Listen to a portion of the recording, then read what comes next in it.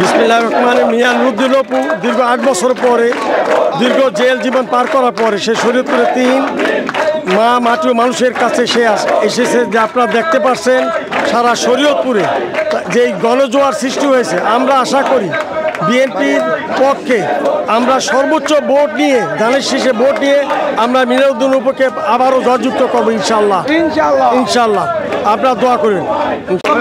বিসমিল্লাহির রহমানির রহিম। দীর্ঘ 8 বছর পরে এই মিয়া নুরুদ্দিন অপু ভাই তারেক রহমানের একান্ত সচিব এই জেলা শরীয়তপুরে আসাতে আমরা সদল বলে তাকে বিপুল ভোটে জয়লাভ করাতে চাই ইনশাল্লাহ। আর শরীয়তপুরের মানুষ মিয়া নুরুদ্দিন অপু ভাইকে পেয়ে একেবারে স্বতঃস্ফূর্তভাবে অংশগ্রহণ করেছেন এবং আগামীতে আমরা বিপুল ভোটে তাকে এমপি হিসাবে এই শরীয়তপুর 3 নির্বাচিত করতে চাই। সবাই দোয়া করবেন ইনশাআল্লাহ অপু ভাইয়ের জন্য।